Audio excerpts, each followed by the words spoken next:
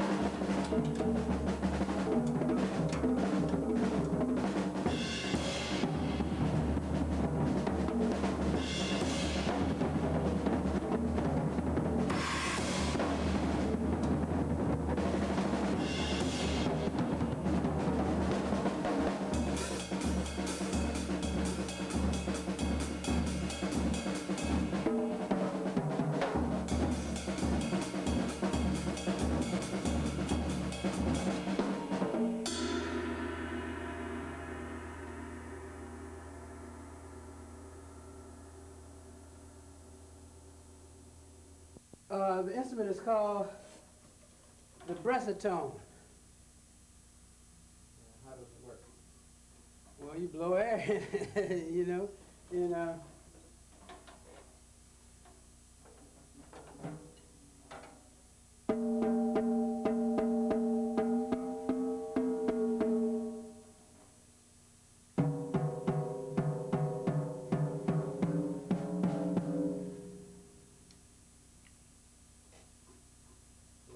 That's attached to the drum, so when you blow air into the drum and tighten the skin. right. Where'd it come from? Me. It's my invention. And what led you to do that? Well, I was working with Yusuf Latif at the time, and he happened to mention the concept to me. And I took it and dealt with it, and I've been using it ever since. And on that other drum, you had a foot pedal that stretched too? Yeah, this is called a temp tom. The set was invented in Italy, and I was endorsing the drums.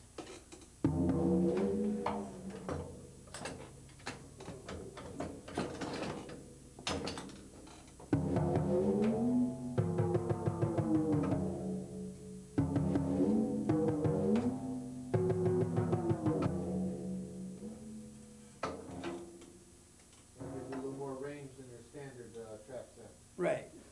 Yard, as we call him in Detroit, Bird, as he's known, he was such a grand musician and a performer.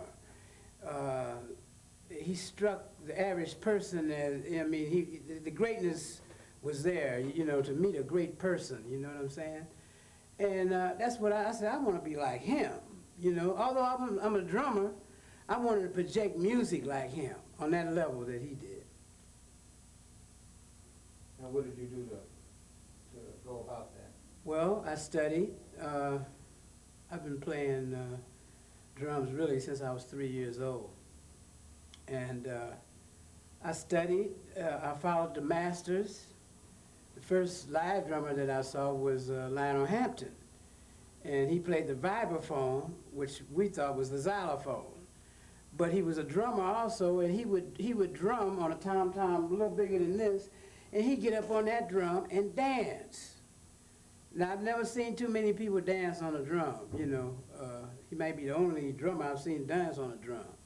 But he'd do a jig on a drum. Sometimes he'd fall through and jump up out, you know. He was really something. So he was really my first influence in seeing what a drummer, you know, I heard records, but to see what he's doing, you know.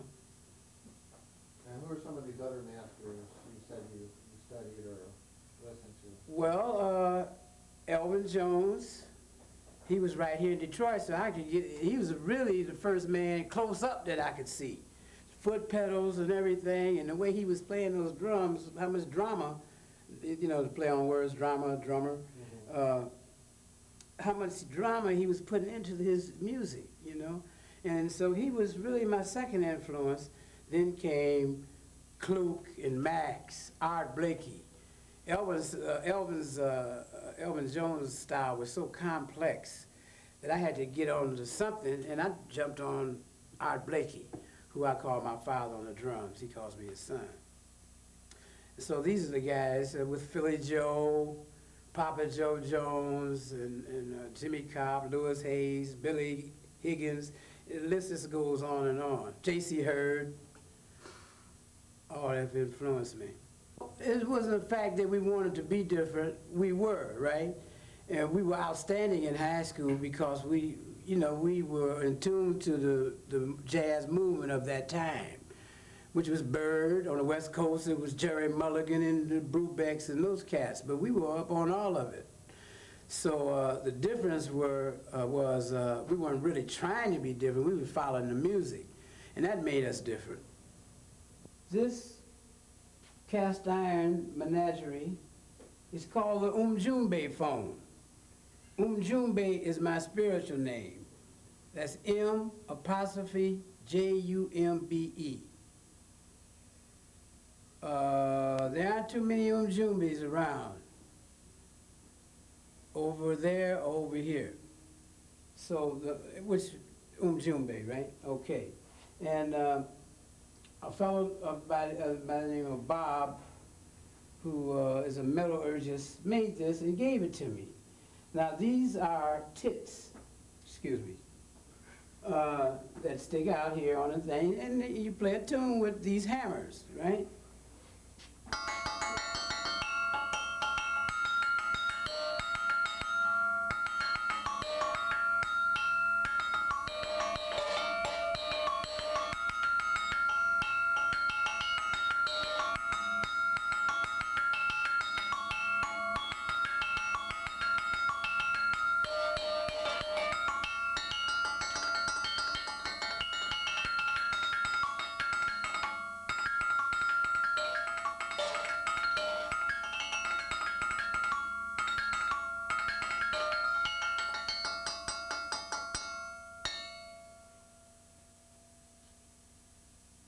Jumbe Phone.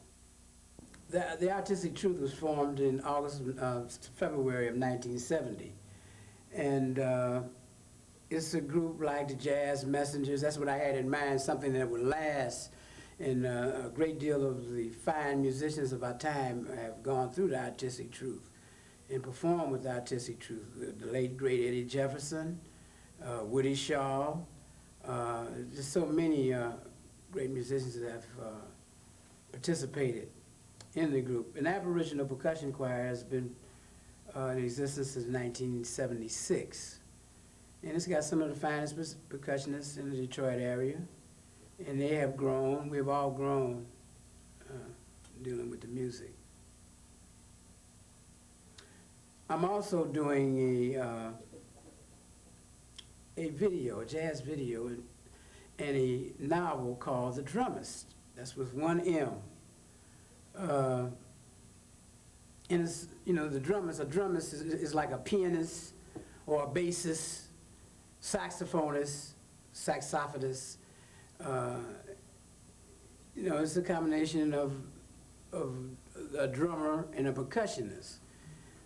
Most people, when they say percussionist, they think of a guy that rings bells and plays conga drums. That's not necessarily so. They're all, as you can see, all these instruments, anything that you strike to make a musical note is a percussion instrument, even including the piano. It can be also a percussion instrument.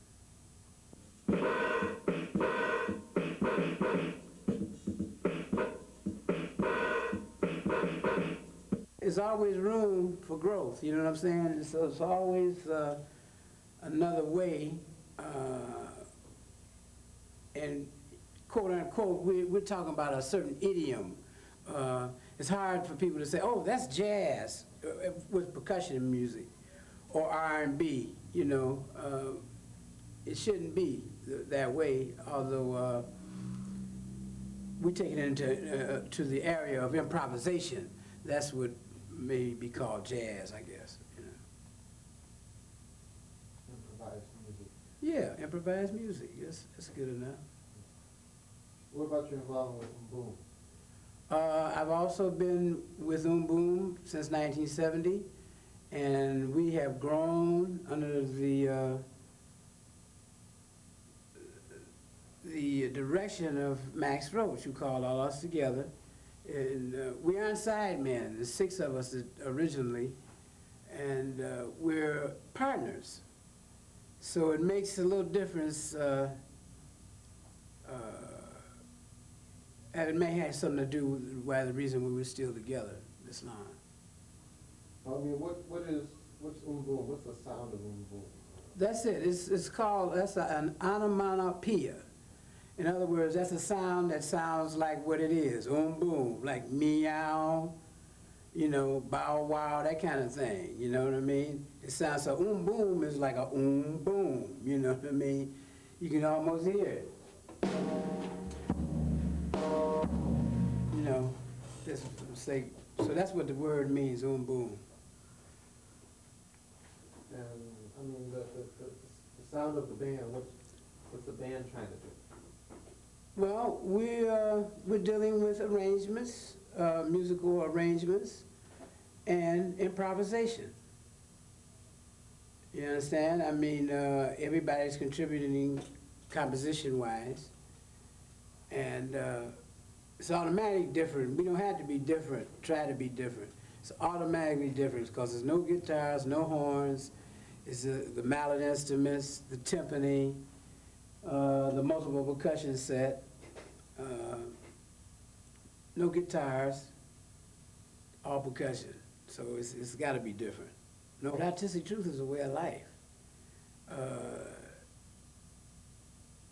You could say, like, I'm something like the father of our country, George Washington. He said, I cannot tell a lie. Well, that goes with the concept of the music. You delivering the music in the form of what we call edutainment.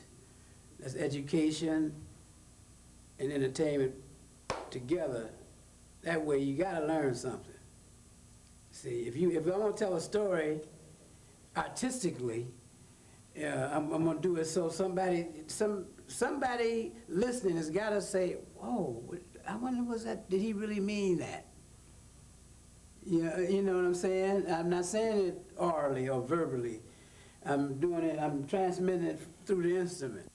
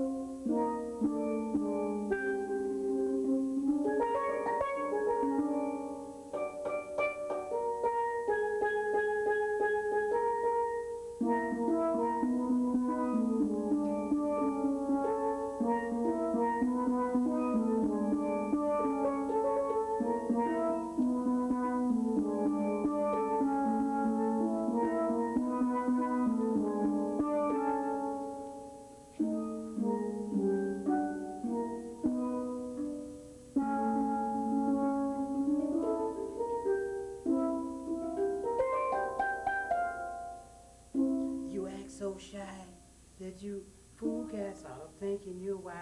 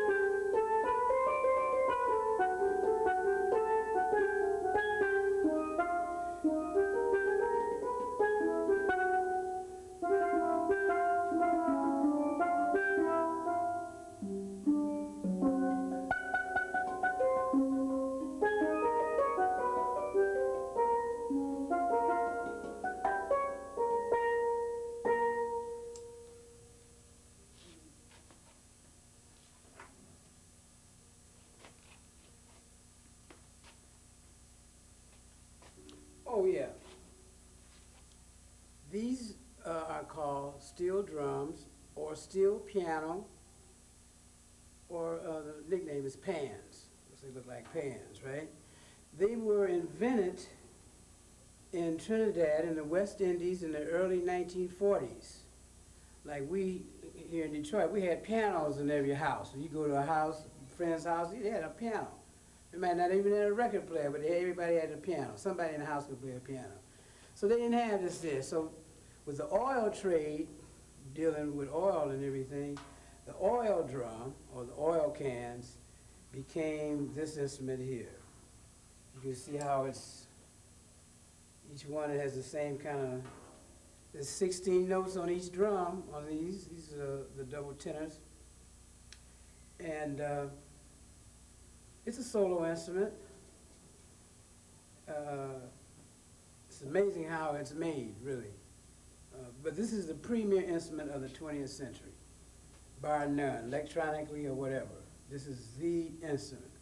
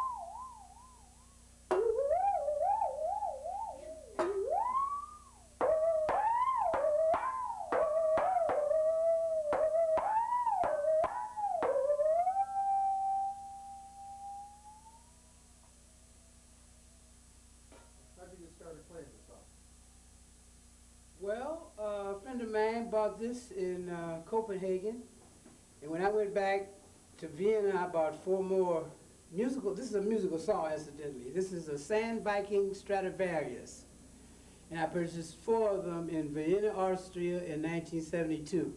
This is tuned to the key of C, so it makes it a seesaw.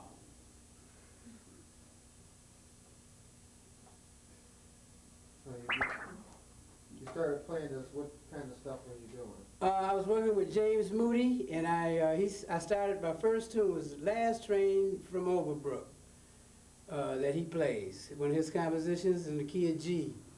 And he let me do it. Then I worked with Charles Mingus right after him, and I was playing All the Things You Are, and F blues called, he named, called Blues for the Carpenter's Saw. And I'm going on from there. I'm playing standards now, you know, old folks, body and soul, you know, still stick to my blues. I might be one of the few blues sawists. You would call me a sawyer, would you? You know, sawist, like drummers, bassists, you know, pianists. Does have a different ring to it. Yeah, you know, put you up in another echelon, you know. So this is really a musical saw. I bought this at a music store. And this is a crosscut. You cut some wood, you know what I mean, if you have to. But see, like in New York, when I go to New York, I threaten all the street musicians. I put my saw out. They say, "Oh no, not that, not that." You know, I'll cut them literally. You know. Head cutting session. Yeah, you know. But this is very old. I mean, it happens here in Appalachia. You know, right now, it's usually played with a bow, and it's played in the church. You know, accompanying the choir. You have a sawist, who is usually, he might be the minister of music or something, you know. Oh, incidentally, I am a minister of music. I might as well come on out the closet and let you know. That's what the artistic truth is about. You know, believe it or not. You've heard of a minister of music, right? I mean, oh, okay. And I know most Negro churches have them, you know. You don't mind that word Negro, do you? No, no. I don't either. In fact, if you ever spell it backwards, you see what it means. What is it? Origin. I go to the corner, to the people in the corner bar, and there was some guys in there playing. I mean, you know, I didn't even know who they were till the day. But they were playing music live, 4 o'clock in the daytime. This before people get home from work.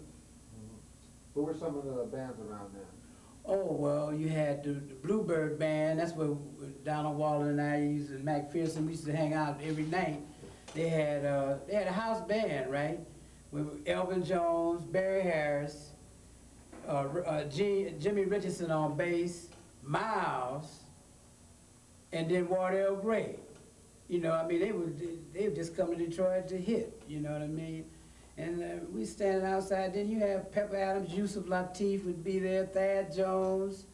That was the place. And it was right down the street from my house. So we go up and knock on the window, and that meant that Elvin Jones would open the blinds because he's close to the window. So we could see. So I could see his feet and his hands, you know, peeking in, tiptoeing. And it was just so much music everywhere. There was guys blowing. I mean, high quality. In those days, musicians that came out of town, they had to sharpen up. When they come to Detroit, hey man, we going to Detroit. They get in the shed because cats here was just laying, you know. And I just thought this was it. I thought this, you know what I mean? I thought this was going to be like this forever, you know. Then I went to New York, and it was there on another scale. You got guys from all over the country, all over the world, right? There's meeting right in that hub there, so you got the baddest dudes ever. You know, I talked to Train. Train used to talk to me, you understand? In fact, Train called me Reverend. That's why I even went on into the divinity, you know, on the musical side. Those, I mean, because in Miles, you know, he said, why don't you do so-and-so? I said, oh, wow, I never thought of that. You know what I mean? Which a lot of times, but he's interested in the drums and the drummer, so he will give me some relative information. Dizzy. All those guys. I mean, you rubbing elbows with them is like you're on another planet. So you left Detroit and went to New York. Who were you working with? I went unheard of with on the recommendation of Louis Hayes with Horace Silver, and I lasted for 4.5 years. That was a marriage, a love affair. It was beautiful. I learned so much in that love and just dealing with that, you know. And after Horace? Well, after Horace, a series of Yusuf Lateef. I worked with him again. I was working with him at the West End Hotel here in Detroit. Wes Montgomery, just a host of, you know, a lot of musicians in that period of time. Charles Mingus, I worked with him for a couple of years. That was another thing altogether. In 1970, when Boom was formed, I've always had knowledge of the keyboard, the piano and whatnot, right? But when when Max called us together, these instruments weren't strange, but I had to learn how to play them. You understand what I mean? So I had to dedicate myself to these instruments, and even farther, I went into the steel drums, which is a whole different layout, you know, same notes and whatnot, but it's, I had to learn how to perform on these instruments, and that's where I'm at now. That's why I call myself a drummist, because I'm more than just a drummer, you know. That's all I would play the drums. I would be a drummer, but I'm a drummist, you know. That's with one M. Yeah, you let us know that. Yeah, so like when you were young and playing and jazz was happening and all, because it was the popular music that the Right. young people was having. So you started off as a pop musician, so to speak. So to speak, yeah. Okay. How come you're not doing rap or funk or something like that now. Well, that wasn't the style that I wanted to deal with. Rhythm and blues has been around all the time, you know, and that's what we used to play of that day. That was the pop music of that day, the rhythm and blues of that day, the bird groups, and I did that, and the horn honkers, and you know, we had little groups. We used to play the Emancipation over in Canada, you know, but it was something more exquisite than that I was reaching for. And when I heard Charlie Parker, that was the move. For me, that was it. And it happened with a lot of musicians of that day, mostly on his own instrument. But I was influenced by his playing. In fact, I was shy dancing until I heard his music. I just went and grabbed me a lady and got out on the floor, you know, and just, you know what I mean? It was so inspirational, the music. And the women of that day, we call it, today they call it touch dancing, you know, but it was the social, and it was done to bebop music. And I mean, nothing lost. I mean, in fact, it was such a mental telepathy between the male and the female, you wouldn't even believe it. All the man had to do was say, had it in his mind where he wanted to go, and she was right there. I mean, it was beautiful, and the music, you know how Bird played up tempo. And people say, well, how can you dance to that? You cut time, you cut it in half and dance slower than what the tempo is, and it fit. So that's one of the things is missing in our music that we call jazz. People don't know they can dance to it. You know, it's more of a freer dance, but it's together also. I didn't mean to deviate from the question, but I thought I'd throw that in. You know, we need that, and people need to know that they can dance to jazz. Because people get tired. I mean, they go to a club, and they order a drink, and the guys play.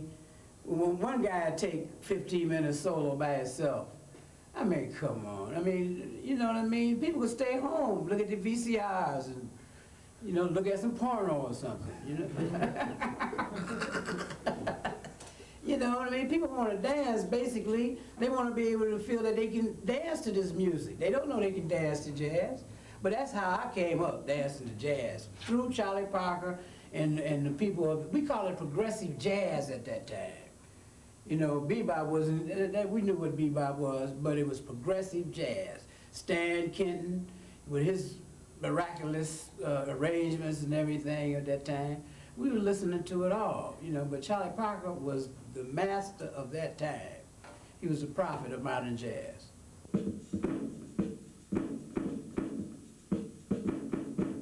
There's certain nuances in the music that you can throw over to the people, right?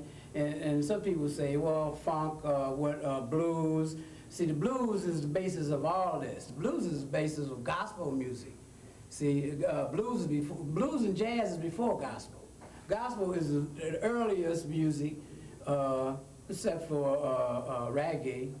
You understand what I mean? And on this continent, I'm speaking of, right? So those nuances that we did there, it was normal. It was normal. We might play a little slicker riff or something, but basically the rhythm, people could dance to it. There was no question about them dancing to the music. It was no question. From the Lindy Hop, I'm starting, though. You know, the Lindy Hop was so up-tempo, these kids now couldn't even, I don't know if they could deal with it. Have you ever seen a Lindy Hop? Huh? Still a little bit. Okay, well, you know how up-tempo they was throwing, this is the predecessor to the jitterbug, where the guy would throw the lady all over his shoulders and she'd flip all over, boot back, and the tempo was hitting, oh man, that was something. And so the bebop, with Charlie Parker and them guys, they was playing dances at this time all over the country. They played for a ballroom, the Greystone Ballroom, you understand what I mean? He was there playing, I mean, and the floor was packed. They didn't care how fast he played, but if the floor was packed, he had so much inspiration. All these people, when the dance stopped, they said, oh, you know, waiting for the next dance. You know, it was really a terrific era. Mystical Afronaut, what's that all about? Well, the mystical Afronaut is me. Because believe it or not, it ain't no nigger astronaut. could say I'm glad, but I mean, it wouldn't help none anyway. But, so that's why I use that term. So I take my trips through music, you know what I mean? And my vehicle is a musical magic carpet. That's what I do, that's what that means. That's what the mystical Afronaut means. And you usually do your mystical Afronaut shows as a solo. Solos, that's what it is, a solo performance. I have different ones that I do over and over. One is called I Rather Duet Myself, you know, and I have different things, you know. To be able to solo really, Max Roach is the greatest soloist to me. Not only on the drums, but I mean, you know, I mean, next to him and Dizzy, I mean, you know what I'm saying? They're greatest bird to me, as far as soloists. I mean, alone, right? Max will play a whole set, just on a drum set, and nobody will get bored. I mean, there won't be no boredom, like, you know, ain't none of that, you know. And so I devised my thing to do solo. I move around on these different instruments because I feel trapped just trying to play the traps. You know what I mean? So, you know, and I'm trying to be an extension of him and, you know, being with him and things he says, sometimes I might not understand for 6 months. He might say something, and I say, well, what do you mean by that? Pap, I say, oh, that's it. You know, it comes out to, not that we deal in parables all the time, but sometimes we don't understand. That's why we try to listen with an attentive ear, because we might not, we take things for granted. Oh, he's talking, so what, you know. And we don't really hear what we're supposed to hear, you know. That's just a human fault, I guess.